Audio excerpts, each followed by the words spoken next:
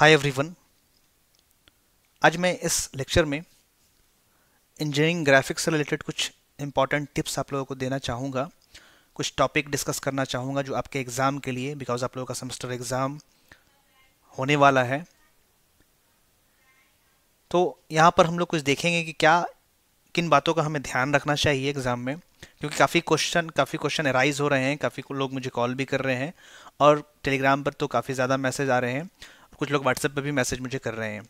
तो मैं कोशिश कुछ कर रहा हूँ, जो भी क्वेश्चन मुझे कलेक्ट हुए हैं, जो डाउट्स कलेक्ट हुए हैं, उसको मैं इस वीडियो में डिस्कस कर लूँगा, समराइज़ कर दूंगा कैसे कैसे आप लोगों को करना चाहिए। बिकॉज आप लोग पहली बार एग्ज़ाम दोगे, फर्स्ट सेमेस्टर सेकंड सेमेस्टर के स्टूडेंट होगे, फर्स्ट टाइम एग्ज़ाम दोगे, तो कैसे देना चाहिए या उनमें किन बातों का ध्यान रखना चाहिए। फिलहाल मैं ये फर्स्ट वीडियो बना रहा हूँ। अगर फिर भी कुछ क्वेश्चन अराइज होते हैं तो उसके लिए मैं आप लोगों को फर्दर वीडियो प्रोवाइड कर दूंगा। तो यहाँ पर कुछ डाउट्स है वो भी डिस्कस कर लूँगा और कुछ टिप्स भी दे दूंगा कि कैसे आपके मार्क्स ज़्यादा आ सकते हैं।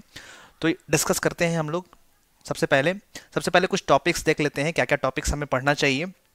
तो सबसे पहले आपको पता है ऑलरेडी कि 20 क्वेश्चन ऑब्जेक्टिव आपके रहने वाले हैं आपके एग्जाम में।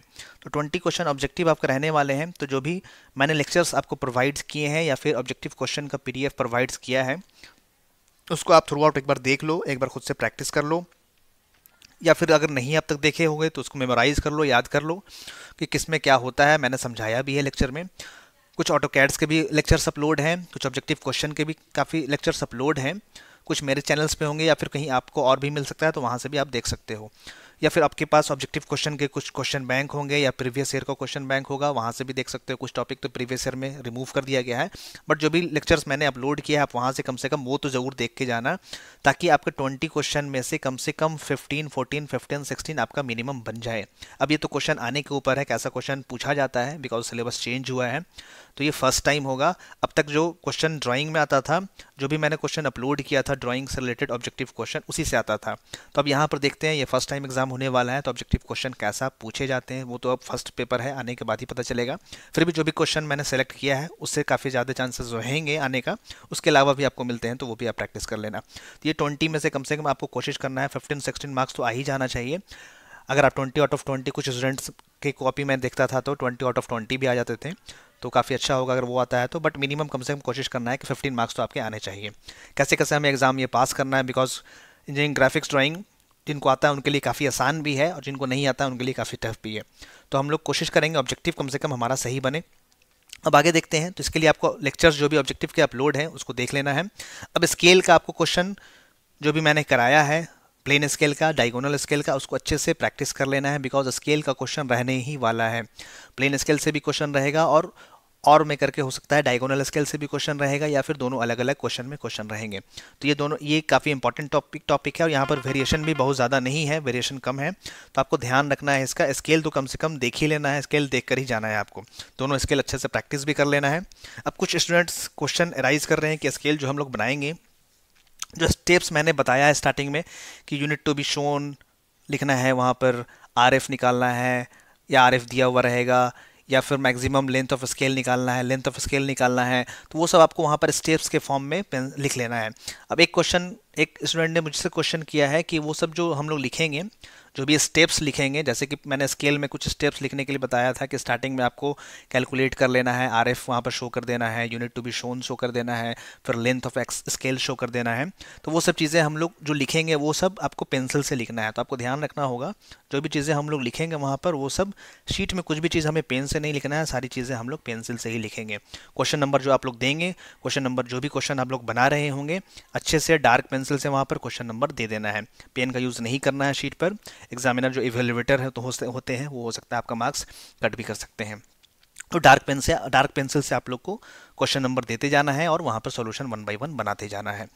अब एक स्टूडेंट का ये भी क्वेश्चन है, मैं डाउट को भी क्लियर साथ में करते जा रहा हूँ जो भी मुझे याद आ रहे हैं, कि मैं जो क्वेश्चन बनाऊंगा वो कैसे कैसे बनाऊंगा। जरूरी है कि सीरियली वाइज बनाऊंगा या फिर आगे पीछे कर सकता हूँ, लास्ट क्वेश्चन पहले बना दूँ, पहले वाला बाद में बना दूँ, तो आप ऐसे भी कर सकते हो।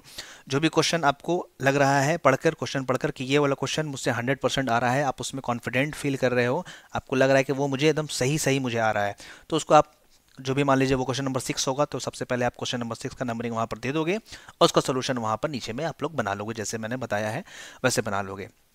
उसके बाद जो भी नंबर का क्वेश्चन आपको आसान लगते जा रहा है वो सीरियली वाइज आपको लोग बनाते जाना है। जरूरी नहीं है कि हम लोग 1 से शुरू करेंगे 10 तक जाएंगे। आपको जो भी क्वेश्चन पहले आ रहा है अच्छे से उसको पहले बना लेना है, और जो नहीं आ रहा है या फिर जो कम आ रहा है या थोड़ा बहुत आ रहा है तो उसको लास्ट में बना देना है। कोई भी क्वेश्चन छोड़ना नहीं है, कोशिश करना है कि जो भी क्वेश्चन बन रहा है अच्छे से उसको पहले बना लेंगे, और जो क्वेश्चन थोड़ा बहुत बन रहा है या फिर रॉन्ग आ रहा है या फिर कहीं से आपको दिख रहा है वैसा बनने लायक है तो उसको लास्ट में आपको बना देना, छोड़ना नहीं है।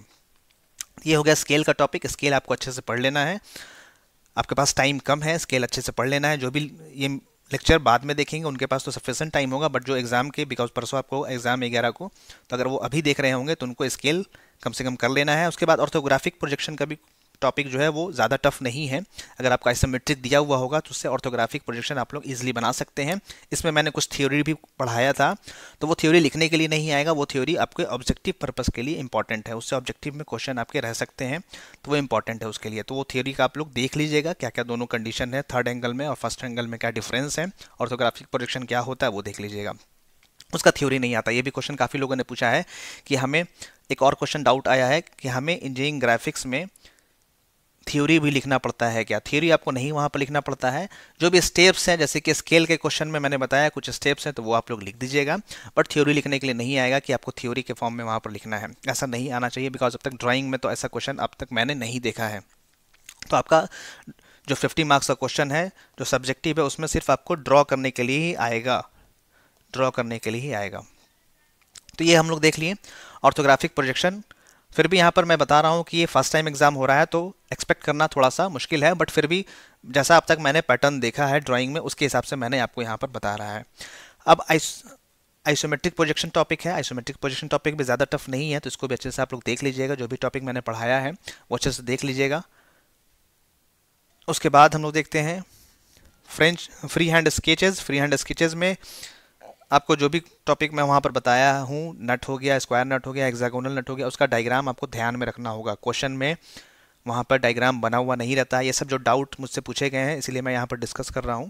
क्वेश्चन में वहाँ पर आपके इमेज बने हुए नहीं रहेंगे, जैसे नट स्क्वायर नट बोला तो आपके माइंड में वो स्क्वायर नट का इमेज बन जाना चाहिए, और उसका डायरेक्टली हम लोग 2D फिगर बनाएंगे, 3D फिगर बनाने की ज़रूरत नहीं है, आपको डायरेक्टली सॉल्यूशन बनाना है। अगर थ्रेड बोला है तो डायरेक्टली आपको सॉल्यूशन बनाना है, अगर रिवेट बोला है तो डायरेक्टली आपको सॉल्यूशन बनाना है। तो ये ध्यान देना है आपको। फ्री हैंड स्केच में वहाँ पर क्वेश्चन में ड्राइंग नहीं किया हुआ रहेगा, वहाँ पर ड्रॉ करके आपको नहीं दिखाया हुआ रहेगा। जैसे बोल्ट है तो बोल्ट वहाँ पर बना हुआ नहीं रहेगा, आपको माइंड में जनरेट करना है कि बोल्ट कैसा होता है, तो अच्छा बोल्ट ऐसा होता है, तो ऐसे आपको बोल्ट वहाँ पर फ्री हैंड से बना लेना है। कुछ लोगों ने ये भी पूछा था कि अगर हम लोग का फ्री हैंड्स के हेल्प से नहीं बन पा रहा है या उतना अच्छा नहीं बन पा रहा है तो क्या स्केल यूज़ कर सकते हैं। तो आप लोग लाइन स्ट्रेट ड्रॉ करने के लिए थोड़ा बहुत स्केल का यूज़ कर सकते हैं, उतना कोई वहाँ पर चेक नहीं करता है, बट बहुत ज़्यादा मतलब एक्यूरेसी भी नहीं लाना है। फ्री हैंड है तो वो फ्री हैंड लगना भी चाहिए थोड़ा सा। तो आप लोग स्केल का थोड़ा सा स्केल और पेंसिल का यूज़ करके वहाँ पर कोई भी चीज़ बना सकते हैं। यहाँ पर मुझे थ्रेड यहाँ पर करना है तो थ्रेड ऐसे ऐसे आप लोग इंक्लाइन कर लोगे। तो ये फ्री हैंड स्केच है, ऑलरेडी मैंने सारी चीज़ें लेक्चर्स में पढ़ाया है, वहाँ पर देख लीजिएगा डिटेल में। यहाँ पर मैं रफली जो भी क्वेश्चन एराइज हुए हैं वो यहाँ पर डिस्कस कर रहा हूँ। उसके बाद यहाँ पर कैड का टॉपिक है, यूनिट 4 और यूनिट 5 और यूनिट 6 है, कैड है। तो यूनिट 5 और यूनिट 6 में आपको, जहाँ तक मुझे उम्मीद है, ऑब्जेक्टिव क्वेश्चन ही वहाँ से कैड से रहेंगे, बिकॉज वहाँ पर आपका कंप्यूटर तो अलाउ रहेगा नहीं कि आपको कंप्यूटर सिस्टम मिलेगा वहाँ पर आपको क्वेश्चन बनाने ड्रॉ करने मिलेंगे, वो तो वहाँ पर होगा नहीं, शीट पर आपको करना होगा। ज़्यादा से ज़्यादा अगर टफ क्वेश्चन को करेंगे तो वहाँ पर कुछ क्वेश्चन के स्टेप्स दे सकते हैं, बट मुझे उम्मीद नहीं है कि वो देना चाहिए, बिकॉज उससे फिर काफ़ी ज़्यादा टफ हो जाएगा। तो यहाँ पर आप लोग कैड के लिए ऑब्जेक्टिव क्वेश्चन ही देख लीजिए, कम से कम इतना तो कर ही लीजिए, बिकॉज स्टेप्स याद करना जो भी है, जैसे मान लीजिए आपको सर्कल ड्रॉ करना है तो उसका स्टेप्स याद करना, तो ये तो बस की बात नहीं है फिलहाल अभी एक दिन में, और उसके लिए आपके पास सिस्टम अवेलेबल होना चाहिए तभी वो याद हो पाएगा। तो मुझे उम्मीद नहीं है कि उससे क्वेश्चन होगा, बिकॉज अब तक उसके क्वेश्चन कहीं पर थ्योरी के फॉर्म में नहीं मुझे मिला है। तो फिलहाल हम लोग एक्सपेक्ट जो कर रहे हैं ऐसा होना चाहिए। अब बाकी क्वेश्चन पेपर देखने के बाद 100% कोई आइडिया दे पाएगा, बिकॉज ये फर्स्ट टाइम है तो 100% बोल पाना मुश्किल है। तो इसके लिए कम से कम आपको कैड ऑब्जेक्टिव क्वेश्चन कर लीजिए, उसके 4 to 5 लेक्चर्स मैंने अपलोड किए हैं। ऑब्जेक्टिव क्वेश्चन जो मैंने बताया है इंजीनियरिंग ग्राफिक्स का प्लेलिस्ट में, सब कुछ एक ही प्लेलिस्ट में है, आप लोग वो सब देख लीजिएगा। स्केल मैंने बता दिया, ऑर्थोग्राफिक प्रोजेक्शन आपको अच्छे से कर लेना है, आइसोमेट्रिक प्रोजेक्शन है, मतलब मार्क्स इन्हीं में से आपको मिलने वाले हैं, जो इन्हीं में से मिलने वाले हैं। अब कैड में क्या पूछेगा वो तो कोई नहीं बता पाएगा फिलहाल, इसलिए कैड को आपको छोड़कर चलना होगा, ऑब्जेक्टिव क्वेश्चन कम से कम उसका कर लेना होगा। ये तो था टॉपिक हमारा, क्या क्या टॉपिक है। अब हम लोग कुछ कुछ डाउट्स जो एराइज हो रहे हैं वो देख लेते हैं। सबसे पहले कि कुछ लोगों ने पूछा है कि थ्योरी भी लिखना होगा क्या वहाँ पर, मतलब कुछ थ्योरी लिखने का भी क्वेश्चन आएगा क्या, जैसे कि what is orthographic projection, what is it's type, इसके टाइप के बारे में एक्सप्लेन इट्स टाइप्स। तो वैसा कुछ क्वेश्चन नहीं आने वाला है, बिकॉज अब तक तो वैसा ड्राइंग में क्वेश्चन नहीं आया है, तो थ्योरी नहीं वहाँ पर रहेगा। ये चीज़ आप लोग कंफर्म कर लीजिए। उसके बाद कुछ लोगों ने पूछा था कि पेन का यूज़ कर सकते हैं क्या, तो पेन का शीट पर आपको पेन यूज़ नहीं करना है, ओनली आपको पेंसिल यूज़ करना है। जो भी पेंसिल आपको बताया गया है डार्क लाइन के लिए कौन सा और लाइट लाइन के लिए कौन सा, वो आप लोग पेंसिल ही सिर्फ यूज़ कीजिएगा। क्वेश्चन नंबर भी आपको पेंसिल से ही देना है, क्वेश्चन नंबर डार्क पेंसिल से दीजिएगा और क्वेश्चन नंबर ध्यान से दीजिएगा। क्वेश्चन नंबर आपको, कुछ लोग स्टूडेंट क्या करते हैं क्वेश्चन नंबर के बिना ही बनाने शुरू कर देते हैं, तो क्वेश्चन नंबर आप लोग यहाँ पर लिखिएगा 1, अगर 1 बना रहे हैं तो 1 लिखकर वहाँ ड्राइंग कीजिएगा, फिर 2 बना रहे हैं तो 2 लिखकर वहाँ पर ड्राइंग कीजिएगा, अगर मान लीजिए उसके बाद 5 आपने बनाया तो 5 लिखकर वहाँ ड्राइंग कीजिएगा। तो क्वेश्चन नंबर जरूर दीजिएगा, अदरवाइज इवेल्युएटर को पता नहीं चलता है कि कौन सा क्वेश्चन आप लोग बना रहे हैं। उसके बाद कुछ लोगों ने ये पूछा था, ऑलरेडी मैंने डिस्कस कर लिया है कि कुछ क्वेश्चन को हम लोग आगे पीछे बना सकते हैं कि नहीं। मान लीजिए कि मुझे फर्स्ट क्वेश्चन ना आकर थर्ड क्वेश्चन आ रहा है तो आप लोग बना सकते हैं कि नहीं, तो आप 100% बना सकते हैं। जो आपको ज़्यादा अच्छे से समझ में आ रहा है या ज़्यादा अच्छा से आप बना पा रहे हैं उसको सबसे पहले आप लोग बनाइएगा, उसके बाद जो भी क्वेश्चन आता जा रहा होगा उसके बाद 1 बाई 1 बना लीजिएगा। उसके बाद कुछ लोगों ने मुझसे ये पूछा है कि टाइटल बॉक्स बनाना है या नहीं बनाना है। तो एग्ज़ाम में जो भी आपको शीट मिलेगा वहाँ पर, ये शीट अगर है तो इसके ऊपर में यहाँ पर आपको लेफ्ट साइड कॉर्नर में कुछ कुछ आपका डिटेल यहाँ पर रहेगा, और कुछ डिटेल हो सकता है फिल करना हो या कुछ डिटेल आपका वहाँ पर लिखा रहेगा। तो टाइटल ब्लॉक यहाँ पर नहीं बनाना, जो हम लोग सीखे हैं टाइटल ब्लॉक बनाने के लिए वो यहाँ पर हम लोगों को नहीं बनाना है, ध्यान रखना है।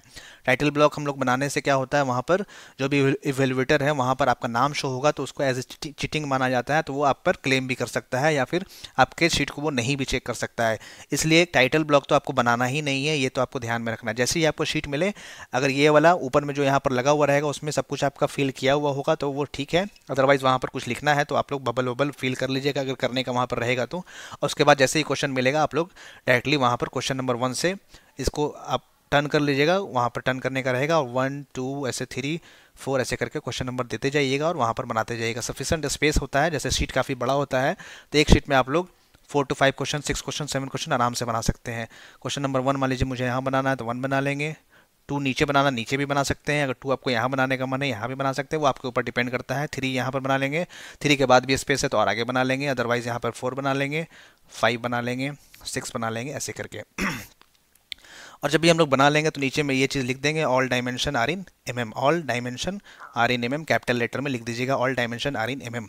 उसके बाद अगर मान लीजिए कि शीट हमारा फुल हो गया है फ्रंट का, अगर आपको लग रहा है कि मेरा शीट फुल हो गया है और कुछ क्वेश्चन रिमेनिंग बचे हुए हैं और आपके पास सफिशिएंट टाइम भी है, तो आप शीट के पीछे भी बना सकते हैं। अगर सामने का शीट फुल हो चुका है, आप लोग अच्छे से देख लीजिएगा, शीट में सफिशिएंट स्पेस रहता है कि आगे भी बन जाएगा।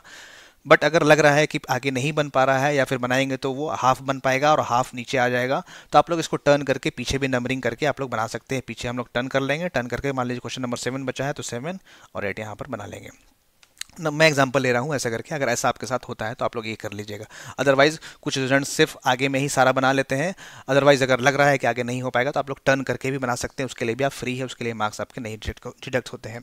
उसके बाद हम लोग टाइटल बॉक्स देख लिया। एक स्टूडेंट ने मुझे कमेंट किया था कि कैलकुलेटर अलाउ है कि नहीं, तो कैलकुलेटर आप लोग अलाउ है। अगर आपको लगता है कि मुझे मल्टीप्लाई करने के लिए कैलकुलेटर की ज़रूरत होगी तो कैलकुलेटर आप लोग लेके जा सकते हैं, या फिर आप बैग में कैलकुलेटर लेकर ही जाइएगा, कैलकुलेटर छोड़ना क्यों है, बिकॉज वो तो अलाउ है तो कैलकुलेटर लेकर जाइएगा। बिकॉज आइसोमेट्रिक स्केल हमें निकालना होता है, या आइसोमेट्रिक प्रोजेक्शन के लिए आइसो लेंथ जब हम लोग निकालते हैं तो एक्चुअल लेंथ से हम लोग मल्टीप्लाई कर देते हैं उसको, तो मल्टीप्लाई करने के लिए हम लोग कैलकुलेटर अगर रहेगा तो हमारा फास्ट कैलकुलेशन होगा, या फिर कुछ कभी कभी कैलकुलेटर का ज़रूरत पड़ जाता है वहाँ पर, तो आप लोग देख लीजिएगा, कैलकुलेटर लेकर ही जाइएगा।